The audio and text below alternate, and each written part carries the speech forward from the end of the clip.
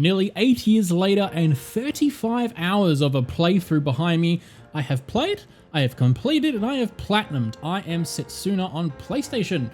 I am left with a lot of mixed feelings on this RPG overall, although I did enjoy it by the end, but its overtone of sadness and death was like a fairly somber but fun experience to play through in its snowy world aesthetic.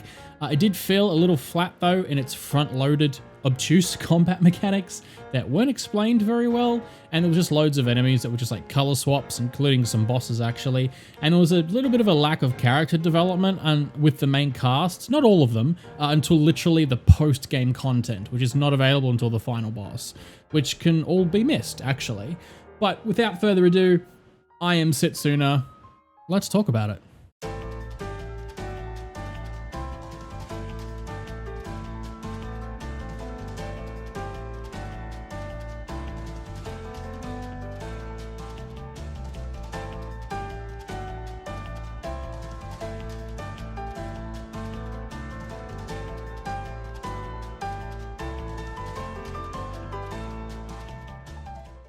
Ladies and or gentlemen, welcome back or welcome to the channel. My name is Zeno and this is my living legacy. Today's legacy is going to be all about the debut project from Tokyo RPG Factory, I Am Setsuna.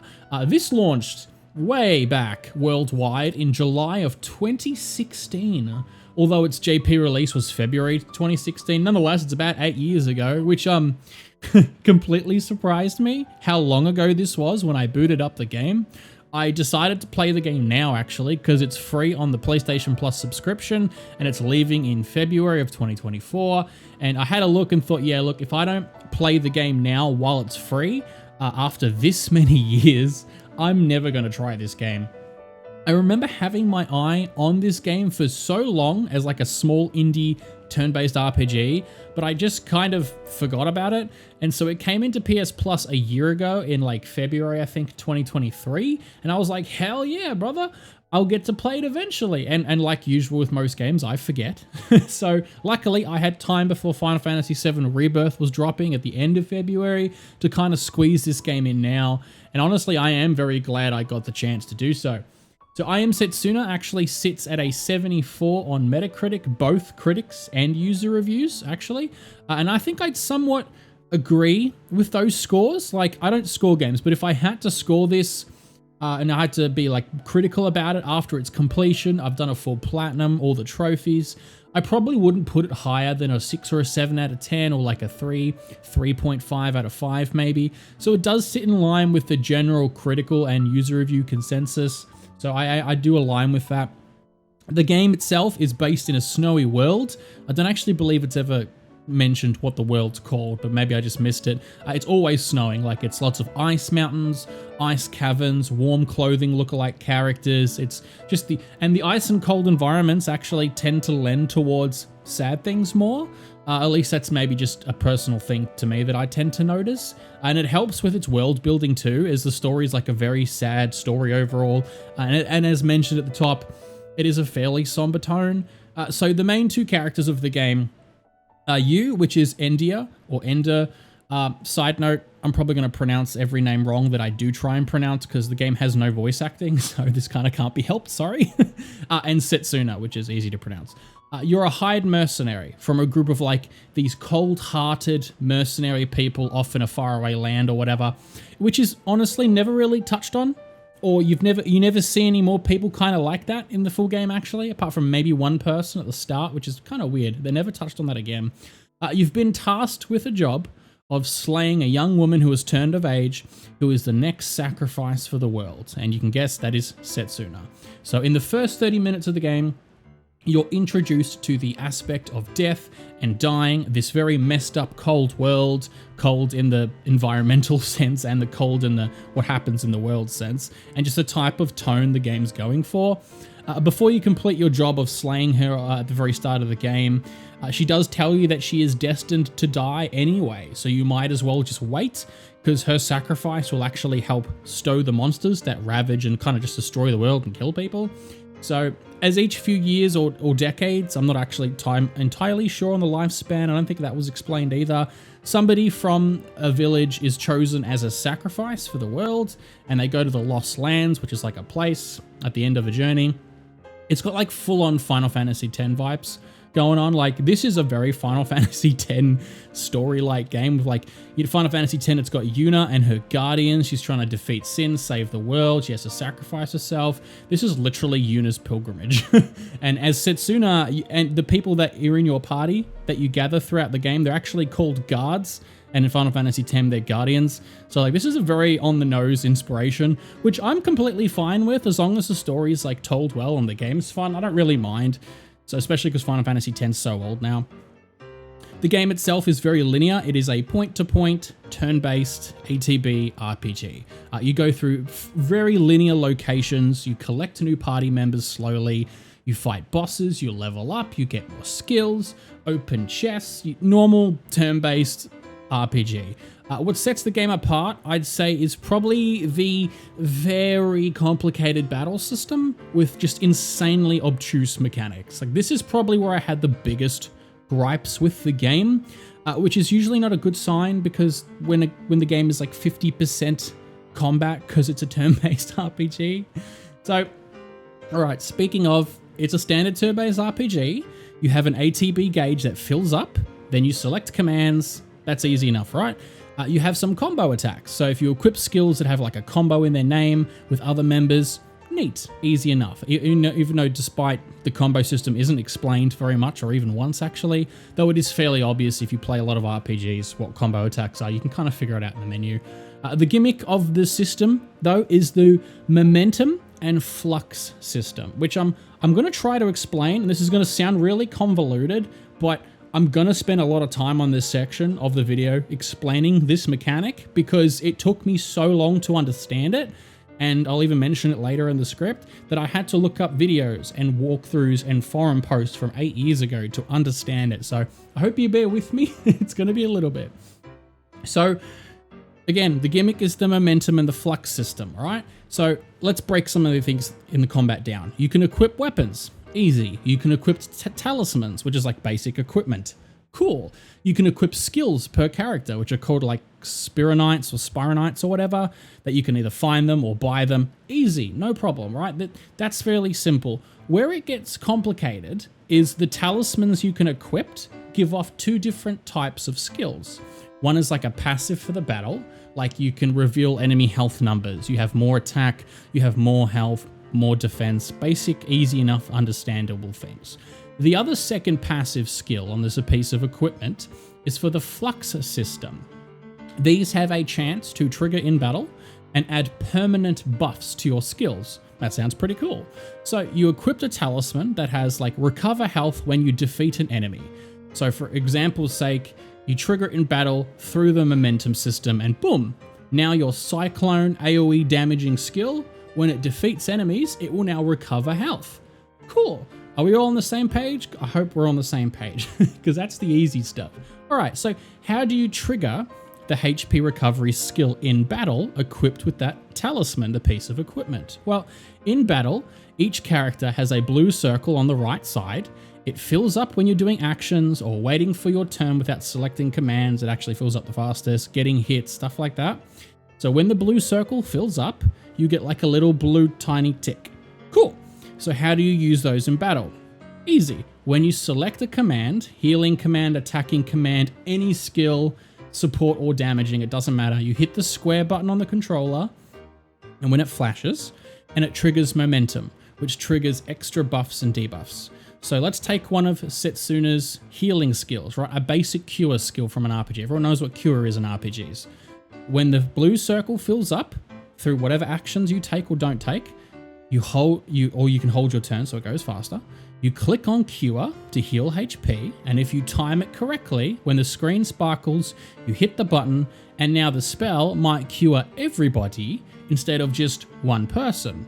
So it sounds kind of cool, right? It's a turn-based RPG that has this second gauge when you're using actions that fills up, and you can increase all the skills in the game, whether it's offensive or defensive, to do more than normal if you save up. these little momentum gauges.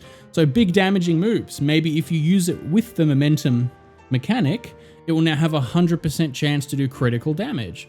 If you cast a defensive shield, maybe instead of it being on like one person, it now shields the entire party instead. So every command in the game can be upgraded. So one of Setsuna's endgame healing skills actually gives off an auto revive mechanic to the whole team for a brief period if you trigger it in the momentum system. So this is really cool. This adds a lot more gameplay and thinking to the team building and the moves you use, especially in some of the boss battles. Other skills can literally just do double damage. Right? It sounds fairly simple, even though I'm explaining it really badly. The issue, however, it comes in the flux system. So everything I just described was the momentum system. Then now comes the flux system. These are the passive skills that I mentioned earlier, like triggering the HP recovery after defeating a monster. Those have a random chance to occur when you use the momentum system. So you click the button, use the skill when the blue circle's filled up, boom. Sometimes, complete RNG chance, the passive skill from the equipment will then trigger. And then, and only then, that passive will attach itself onto the skill that you used as a permanent buff. So it's got this major random RNG layer to this whole system in combat. So if you want to add a passive that gives you more defense, you equip a talisman, use a skill in battle in the momentum mode, and then you pray that the RNG gods love you, and after the battle is finished, sometimes it will permanently be on that skill. Each skill can have up to 10 passives that you can upgrade them. And once you have traded in like monster loot to the shop, you can rebuy that skill indefinitely as long as you have the drops to trade in. So essentially you can min-max some skills and like super build your units with all these insane game-breaking combos and passive. The issue is it's so obtuse. And I want to emphasize this. The game has a tutorial the first 15 minutes in and then never again. Never again. It's not in the menus. It's not in the game files under options. You can never see how this entire system that I just explained to you works ever again. So when you start the game and you're being overloaded with world building, characters and story, combat, the different systems it teaches you in this very complicated thing, it never references it again in the game. And I just think this is a major flaw. Now, I spent 35 hours on this game, and it wasn't until hour 6 to hour 8 when I finally looked up a GameFAQs guide from 8 years ago, because so many people were confused back then on how to even use the system properly. And I looked up a YouTube tutorial from someone who made a YouTube account exclusively to show off this thing, and then he never made another video in 7 years. So to finally start understanding like what the hell I was supposed to be doing. Now I get that most RPGs have battles, they have fights, there is certain enemies that would require you to engage in their systems and learn mechanics, basically skill checks. I Am Setsuna, outside of a few boss battles, is so laughably easy and kind of brain dead to play. You can actually finish the entire game never experiencing these systems and just mashing skills and attacks. And honestly, it's such an incredibly deep combo system and combat system, min-maxing passives on skills and team building, when to upgrade skills in battle with the momentum system or just use the normal variation, the normal commands. It's a very easy RPG overall when you can mash buttons most of the time, until you hit a wall, which is what happened to me.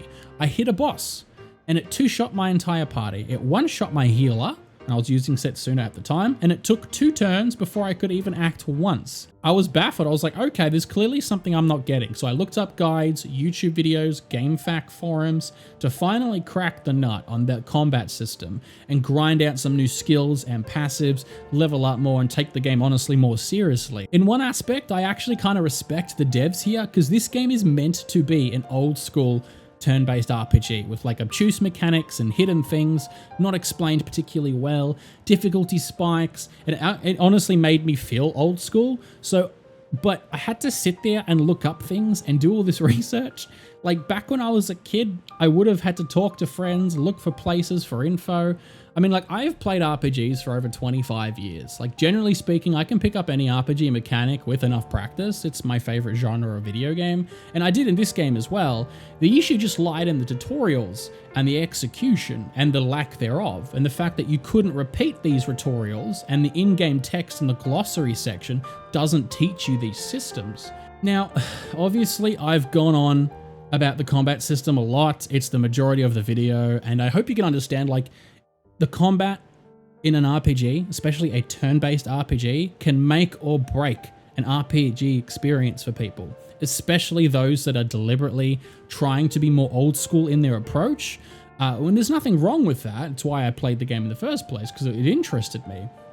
To demonstrate, like by the final end game, I had made insane overpowered builds because of the customization afforded to the player through that momentum and flux system. I was literally 1 and 2 shotting the super boss and the final bosses and the end bosses of the game. It was a ton of fun.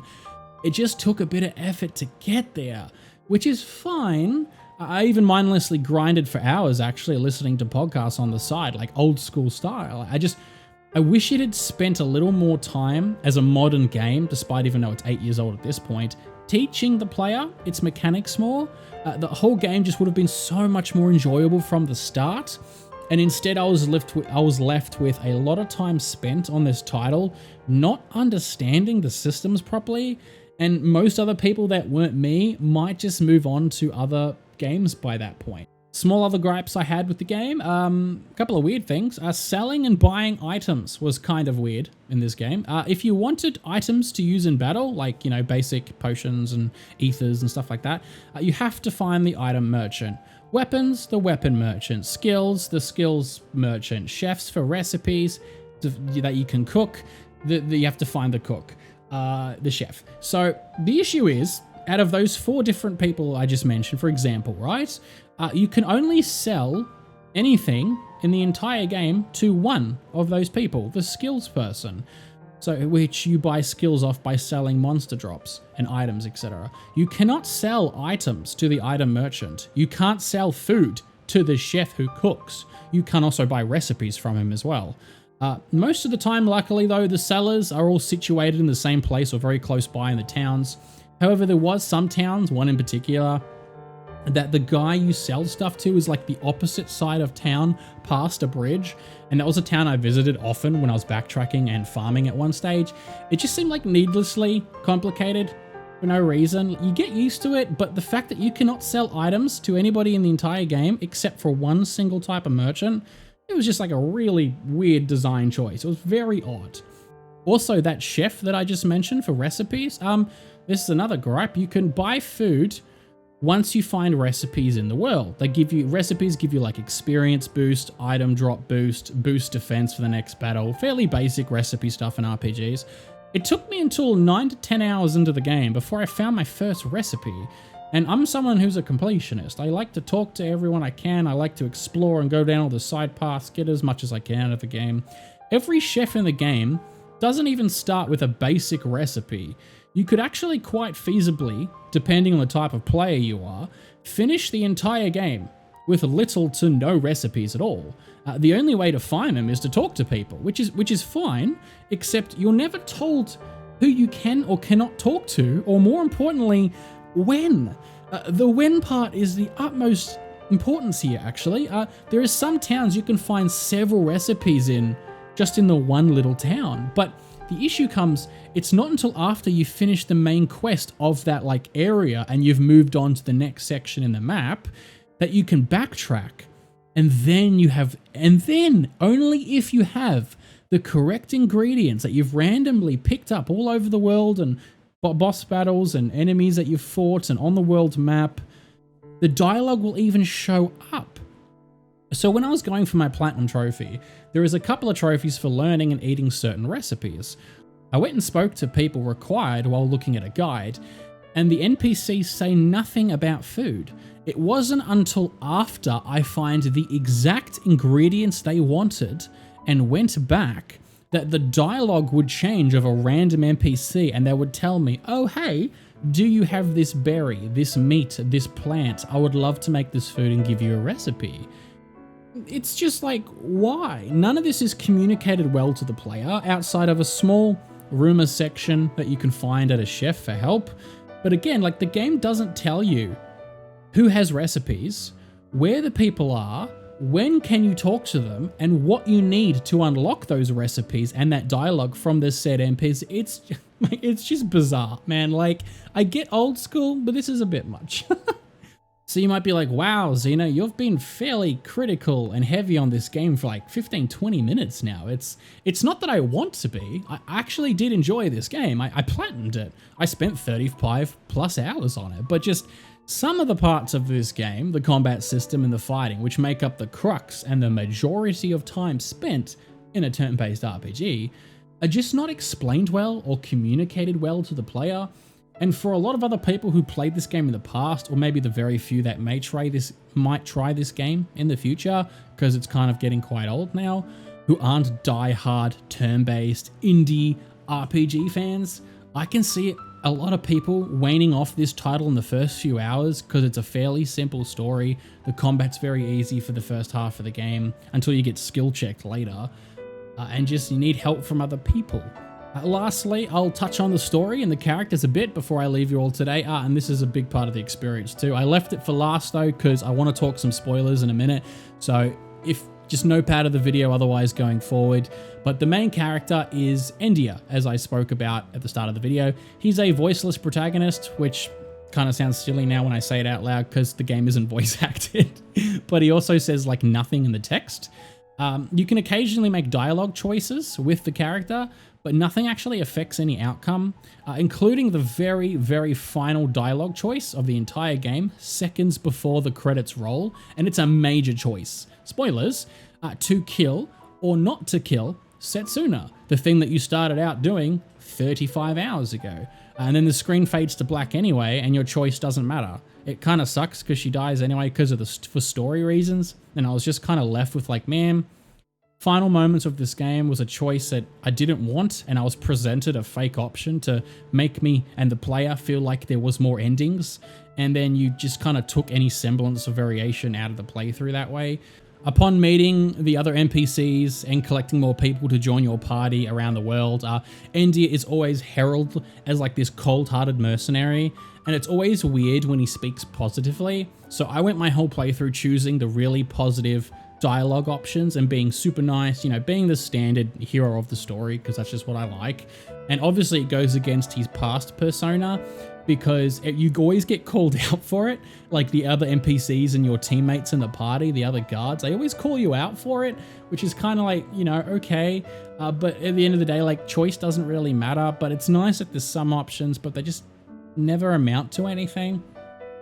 The party itself, though, is fairly diverse. You have Setsuna, the sacrifice, which is ready to give her life on this journey to stop the monsters taking over the world. You have an old guard member from a different person's pilgrimage as a sacrifice, which actually ended in failure, which, again, I've already said spoilers, but it turns out to be her father in a twist. And I'm like, wow, that's a really awesome story moment. Even upon the game's conclusion, though, he never tells her, and I was not personally a fan of this. Now, this is a pure personal preference, though, story-wise. I wanted her to know that her real father was actually there until the end, fighting by her side this whole time, watching over her, but he never tells her. And personally, was just like really sad about that. The whole game is fairly sad, but I really wanted Setsuna to know that. You have one of the other party members is the clone of a Time Lord, the person who kills and absorbs the sacrifices to hold back the big bad evil that makes all the monsters, disguised as a human. That's kind of neat. You have a kid who is like another magic race, who cuts his lifespan in half to get his magic power back because it's taken away at birth. Go see the outside world and look for a way for his people to survive longer because they're always being hunted by humans and they're hidden in a village, they're dying off slowly. You have a royal princess who drank the blood of a monster who is like super powered now, and you have to almost kill her at one point, and she does lead you to a massive old tech royal airship to fly around the world. That's pretty cool. And then there is this guy who is a returning villain throughout the entire game. Typical RPG bad guy. You must die. My master said so. No backstory, basically. No personality. But he joins the party after being revived by a time god. But he joins it at the final battle? Like, what the hell? Literally the final battle. You get the final party member. You have no positive connection to this character. He's tried to kill you the entire game multiple times. He has basically no personality. He's not leveled up as high as you might be if you've grinded. He's got no skills, nothing. And it's like, I kind of get it, because in story reasons he's presented. He's like this really cool party member that might be like really strong to help in the final battle. But I was just like, man, like right at the end of the game, the last minute, come on, like there's no way for me to build like a relationship with this character. Speaking of at the end of the game, let's talk about endgame content. So when you get to the final boss, the very final save point, a portal opens to the right. You can literally go face the final boss right then and there. Maybe if you're leveled up correctly and actually have farmed up some skills, maybe you can beat him. However, a huge new part of the game opens up if you go back to the portal, allowing you to backtrack and do side content. Some of you could do prior, which you unlocked the airship a little bit in the story, but unlocks a lot of the character-specific quests out until this very moment. Now, guess what isn't explained in this game? Wow, my lovely viewer who doesn't exist this far into the video, you guessed it right, side quests. The game doesn't tell you, hey, each character in the game has now a unique side quest, and that ends up getting you their ultimate skill and sometimes ultimate weapons and stuff. Now this is awesome. I really loved going through these, using a guide of course, because nothing's explained. Each character story, you get a lot more backstory on the world itself, some of the past, the NPCs, the main cast. There's cool fights and boss battles, new locations. The issue is the game doesn't tell you that this is a thing. In fact, nothing appears at all. If you aren't following a guide or going back to each and every single town and location in the entire world, talking to people, you won't even trigger the cutscenes to get these started. Which means again, sadly there will be people who just plain miss out on these really deep moments of lore and development of the world and its characters, and it just kind of sucks. Like, I get it, old school RPG vibes, but it's modern. At least tell people this is an option. It's got some great content people will actually just completely miss out on. All right, let's finish up, okay? As mentioned several times now myself, 35 plus hours later, 1 platinum trophy. I've seen all the game's content, secret bosses, side quests, super boss, final weapons, skills, locations, including a neat little island that is like super 2D graphics, where each NPC on the island is actually a developer leaving a message for the player. That's really nice. I like that a lot, actually. I like when developers do that. I've seen all the things the game has to offer. So what is my final say on I Am Setsuna? I liked it. I did. Like, I know it might sound like the complete opposite, but I am very happy that I got to spend the time finally sitting down and playing this game around 8 years later after its release. I'm glad I personally had the time before it left PS Plus for free, in between like Final Fantasy VII Rebirth's release. So despite the major list of flaws in this video where I critique it fairly heavily, it is an enjoyable turn-based, old school indie RPG. The characters are fairly interesting and diverse, mostly towards the end game when you do their story quests. The story's not bad, it's very sad and filled with sorrow, and up until the end you can kind of avert Setsuna's death, which the game started with you knowing this would happen. But right towards the end, there's this hope, and then it snatches it away from you. And then there's hope again. It gives you the choice, literally, like I mentioned before, at the final cutscene, only to find out there is no choice. It happens anyway. She dies. But like, nonetheless, I had fun. It just took time to have fun. And that's like the TLDR version of the entire video. It took time to have fun and learn. If you like these games, it's decent. It's a solid maybe 6 or 7 out of 10 game. You just kind of have to play with a guide towards the end, or just a guide throughout the whole game, and understand the combat system to like maximize your fun value if you want to go backwards to see this old school wise, game. Okay, so there you go. That is my first full game completion on this channel. Not a game that I had planned on, mind you. It just kind of fell into my lap and I didn't want to miss the chance to play it and cover it and make a video on it. I'm trying my best to go and finish my major backlog of mine and diversify my gaming tastes more and more this year going forward.